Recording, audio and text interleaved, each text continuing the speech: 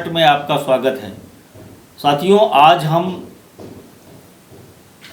Doctor Ambedkar पर चर्चा करेंगे। यूँ तो उनकी पुण्यतिथि 14 अप्रैल के अवसर पे यह आज का एपिसोड समर्पित है उनके जन्मदिन पर।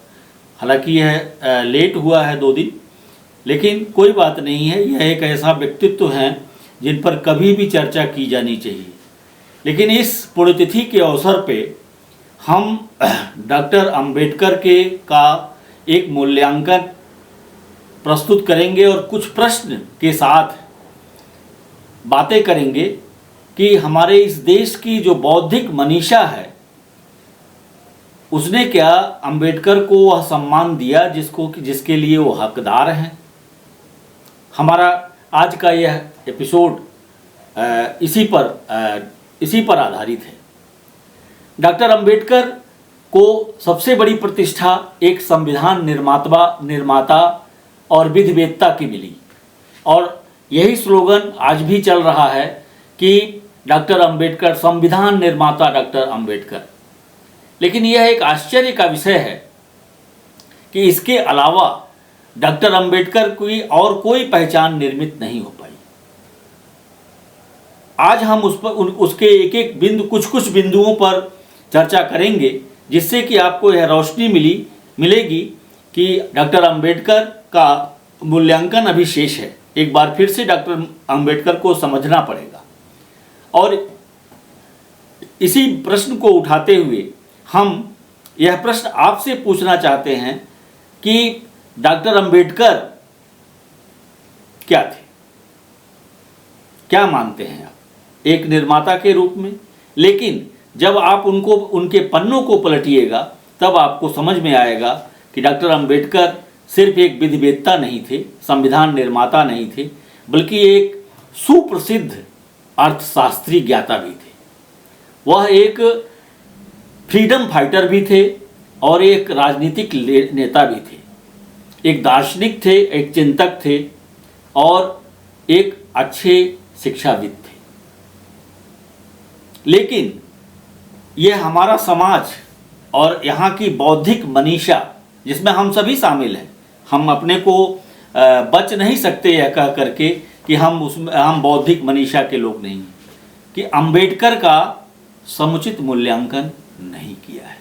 उस तरह से उन्हें प्रस्तुत नहीं किया गया जिसके कि वो हकदार थे, जिसके कि उनके ही समानांतर जो जगह जवाहरलाल नेहरू को मिली, जो जगह महात्मा गांधी को मिली, वैसी ही जगह के हकदार थे डॉक्टर अंबेडकर, बाबा साहेब अंबेडकर। लेकिन उनको वह जगह नहीं मिली। आइए थोड़ा थोड़ा इस पर चर्चा करते हैं। तो पहली चर्चा करते हैं कि डॉक्टर अंबेडकर एक अर्थशास्त्री, एक महान अर्थशास्त्री के रूप में।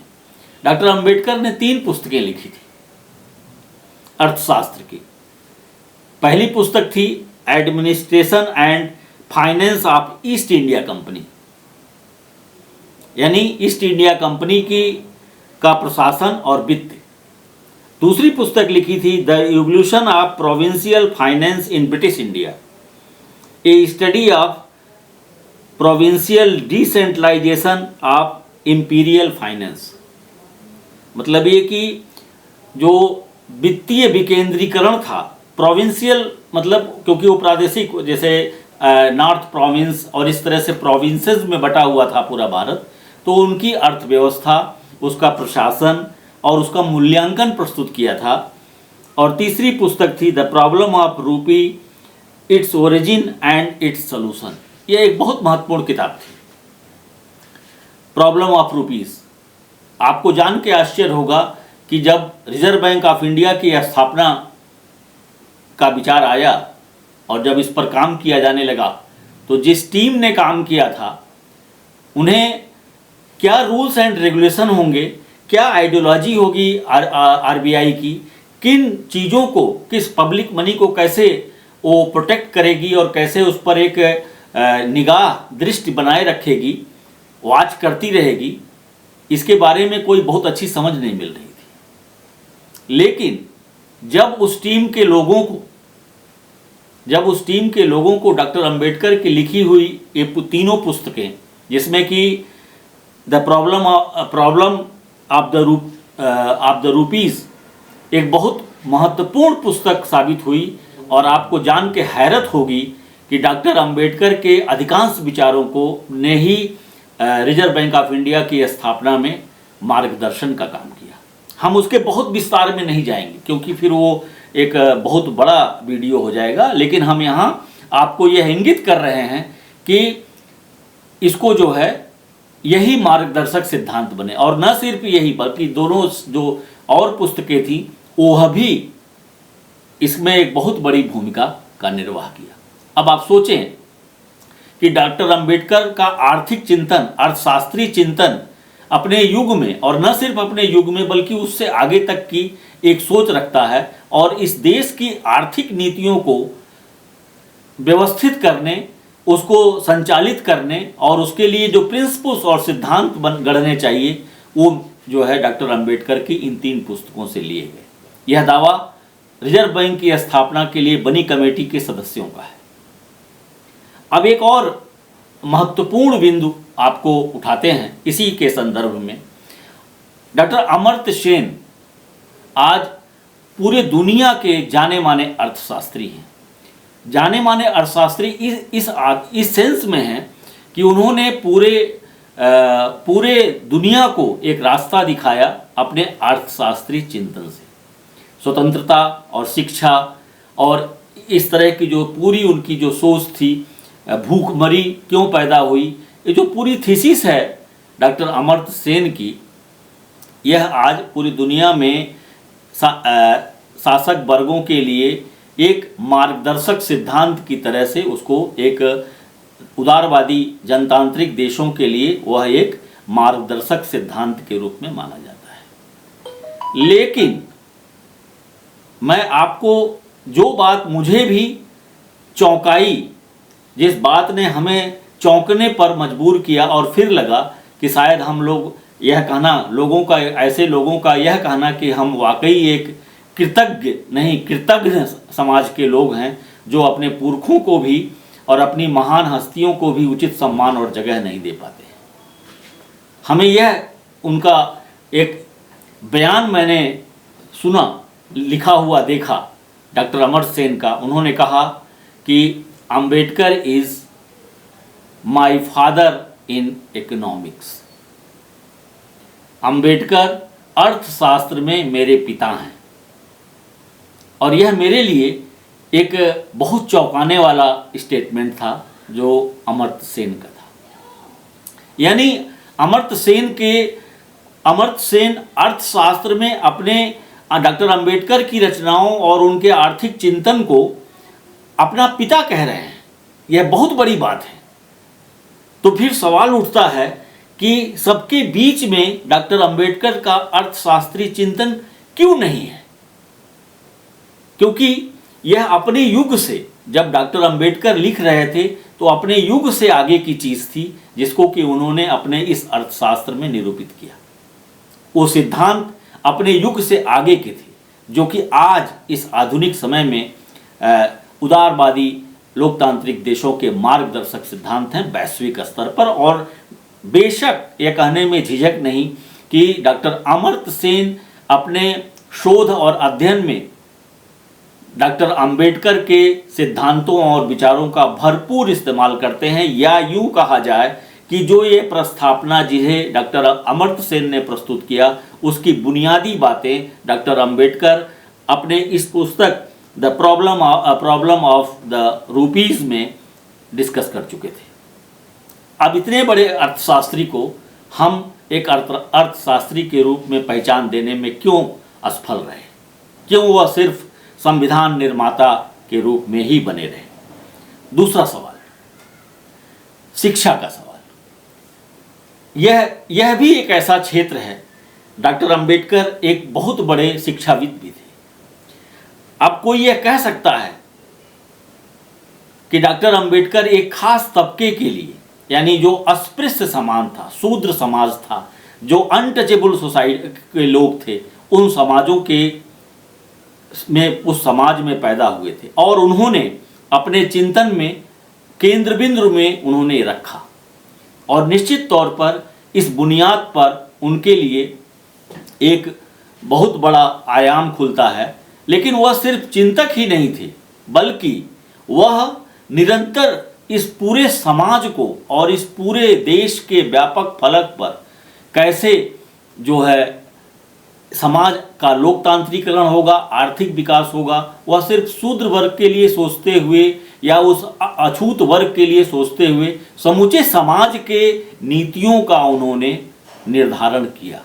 मैं शिक्षा की बात कर रहा था।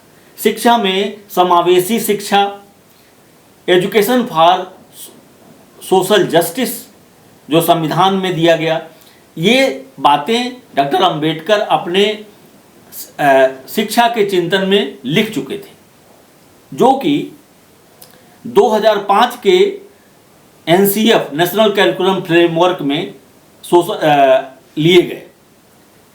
प्रश्न ये है कि आज जब हम इन चीज़ों को ले रहे हैं तो हमें और हमारे पूरे समाज को पता चलना चाहिए था कि यह जो है डॉक्टर अंबेडकर का चिंतन था शिक्षा के क्षेत्र में, और वो पूरे अपने उस समाज के साथ साथ पूरे देश के पैमाने पर एक समावेशी सामाजिक न्याय की शिक्षा के लिए कटिबद्ध थे, जो कि आज दुनिया के सभी लोकतांत्रिक देशों की शिक्षा का बुनियाद है।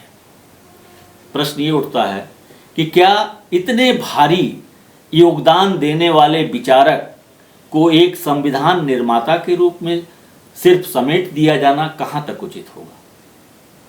और आखिरी बिंदु भी मैं उठाता हूँ, एक और बिंदु, और इस बिंदु को पूरा करने के साथ कुछ सवाल हम आपके सामने इस वीडियो में छोड़ रहे हैं, ताकि इसके श्रोता, इसके पाठकगण एक बार फिर से पुनर्विचार कर सकें कि एक बार फिर से डॉक्टर अंबेडकर का पुनर्मूल्यांकन करने की ज़रूरत है, एक बार फिर से उन्हें वह स्थान देने की ज़रूरत है जिसके कि वो हकदार हैं। जैसे पंडित जवाहरलाल नेहरू और उनकी आत्मकथा, महात्मा गांधी की आत्मकथा सत्य के प्रयोग, ये हम सभी जानते हैं। और इन्हें उसी समय जब ये प्रकाशित हुई, उसी के साथ साथ ये पूरी दुनिया में पंडित जवाहरलाल नेहरू भारत के प्रथम प्रधानमंत्री, एक इतिहासकार के रूप में, एक राजनेता के रूप में स्थापित थे और वो जगह मिली। महात्मा गांधी जी सत्य के प्रयोग के साथ उनके सिद्धांत और उन्हें वह स्थान मिला। लेकिन एक बायोग्राफी डॉक्टर अंबेडकर ने भी लिखी थी। इसके पहले कि उस बायोग्राफी की चर्चा करूं, बायोग्राफी का नाम ही अपने आप में बेजोड़ है और वो बहुत कुछ कह देता है। बायोग्राफी का नाम है वेटिंग फॉर ए वीज़ा। आप कहेंगे कि इसका क्या मतलब हुआ। हिंदी में कहें तो कुछ लोगों ने इसका अनुवाद मातृभूमि के लिए आज्ञापत्र, कुछ लोगों ने अनुमति पत्र इस तरह से लिख के किया है।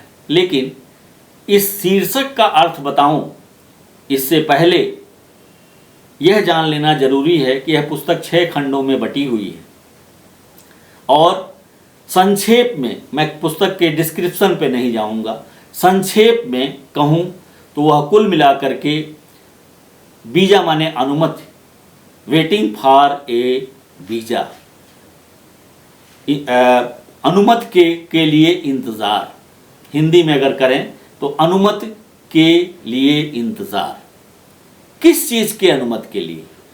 जी हाँ, मंदिर में जाने की अनुमति, पूजा करने का अधिकार का चिंतन, अनुमति, बराबर से आपके बगल में बैठ जाने की अनुमति, बाजार में चाय की दुकान पर एक साथ चाय पीने की अनुमति,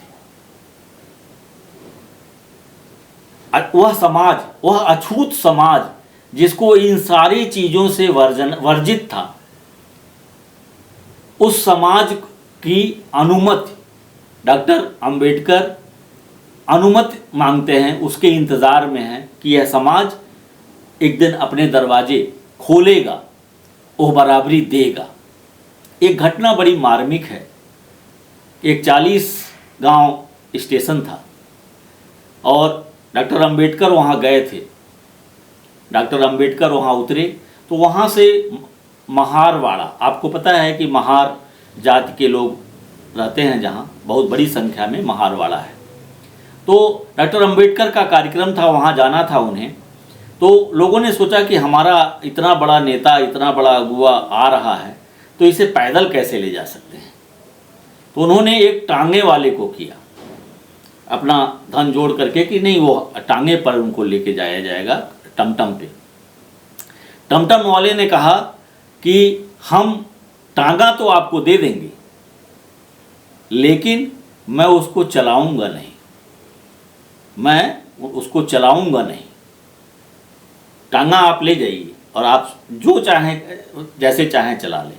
बहरहाल उनके अपने लोग थे तो उन्होंने टांगा ले लिया और डॉक्टर अंबेडकर को उस पर बिठाया। लेकिन आप जानते हैं कि रात भर में या तुरंत कोई टांगा चलाने की शैली और विधा में मास्टर तो हो नहीं जाएगा। तो वह काम जो स्वयं करता था, जो लोग लंबे समय से करते रहे हैं वही कर सकते थे।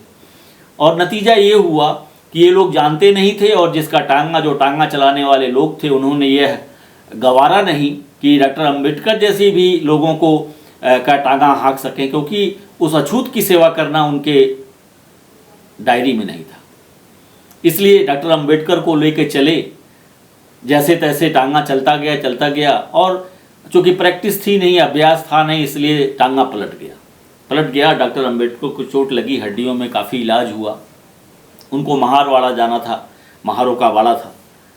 ये स्थिति थी इस देश की और कमोवेश डॉक्टर अंबेडकर इसी के खत्म होने और एक इंसान के रूप में अपनी पहचान के लिए जो है वेटिंग फॉर ए वीजा अपनी आत्मकथा में लिखते हैं। और भी कथाएं हैं जो इस अस्पृश्य समाज को झेलना पड़ रहा था, जिससे वो गुजर रहे थे। प्रश्न ये उठता है कि इसे उचित स्थान क्यों नहीं दिया गया। इसके लिए आम जनता दोषी नहीं है, इसके लिए इस देश का ढपोर संखी बुद्धिजीवी जो आजकल ढपोर संघ की कहानी सुनाते हुए घूमे फिर रहे हैं, उन बुद्धिजीवियों का काम था कि इन चीज़ों का अध्ययन करके, इन चीज़ों को लोगों के सामने ला करके, शोध करके, अध्ययन करके, लिख करके डॉक्टर अंबेडकर को वह सम्मान देते और दिलाते जिसके कि वो हकदार थे। साथियों, मुख्य बिंदुओं में हमने इन 3 चीज़ों का जिक्र किया। एक अर्थशास्त्री के रूप में, एक एक अर्थशास्त्री के रूप में, एक उनकी आत्मकथा और एक शिक्षाविद के रूप में। एक इतिहासकार के रूप में एक बात को गौर करना चाहिए कि एक इतिहासकार के रूप में उनकी पहचान क्या है। आप गौर करेंगे कि आप जानते भी हैं कि उन्होंने बौद्ध धर्म को स्वीकार किया था और जिस दिन नागपुर में उन्होंने नागपुर का चयन किया, प्रोफेसर आरपी सिंह इस पर भरपूर प्रयास डालते हुए अपने कहते हैं कि ये जो चयन था बौद्ध धर्म का, उसी दिन दीक्षा और दीक्षा भूमि का, तो आपको बताएं कि जिस दिन दीक्षा भूमि पर उन्होंने दीक्षा ली थी, यह वही तिथि थी जिसके बारे में कहा जाता है कि सम्राट अशोक इसी दिन बौद्ध धर्म को स्वीकार किया था। नागपुर ही क्यों चुना? नागपुर बौद्धकालीन नागों की राजधानी हुआ करती थी, जहाँ पर कि विस्तार हुआ, जहाँ से विस्तार हुआ दक्षिण में बौद्ध धर्म का। और डॉक्टर अंबेडकर, गौतम बुद्ध प्राचीन काल में, मध्यकाल में संत कबीर या कबीरदास को और आधुनिक काल में महात्मा ज्योतिबा फूले को अपने इतिहास दृष्टि से चुना था। तो क्या उस एक इतिहासकार के रूप में, और यही एक चर्चा और करूं, यह तो एक इतिहास के प्राचीन रूपों में, एलिनेशन ऑफ कास्ट, जाति का उन्मूलन, जो उनकी पुस्तक है, जो आजकल बहुत ही चर्चा में है और इसकी चर्चा बहुत पहले होनी चाहिए थी, कि जाति का उन्मूलन जो प्रश्न है उसके विश्लेषण में भारतीय समाज की, भारतीय धार्मिक आध्यात्मिक दुनिया की एक ऐसी निर्मम व्याख्या है जिसको कि इससे पहले किसी ने नहीं किया। उस वर्ण व्यवस्था का के तमाम रूपों का, उसके विरोधियों का भी और उसके जो समर्थक हैं उनके भी, से अलग हट करके जो विश्लेषण डॉक्टर अंबेडकर ने जाति उन्मूलन नामक अपनी पुस्तक में इस सामाजिक परिघटना का विश्लेषण किया, इसके समानांतर कोई भी विश्लेषण नहीं मिलता है। तो अब प्रश्न है कि एक इतिहासकार के रूप में डॉक्टर अंबेडकर की प्रतिष्ठा क्यों नहीं है, एक समाजशास्त्री के रूप में, एक सामाजिक वैज्ञानिक के रूप में डॉक्टर अंबेडकर की प्रतिष्ठा क्यों नहीं है। यह हम सभी को, इस देश की बौद्धिक मनीषा को पुनर्विचार करने की ज़रूरत है और डॉक्टर अंबेडकर को एक नए मुकाम पर उनका मूल्यांकन करके लोगों के सामने प्रस्तुत किए जाने की ज़रूरत है। इसी के साथ साथ बाबा साहेब डॉक्टर भीमराव अंबेडकर को उनकी इस पुण्यतिथि पर द कार्ट मीडिया नेटवर्क परिवार की ओर से श्रद्धांजलि अर्पित करते हुए, याद करते हुए हम नमन करते हैं।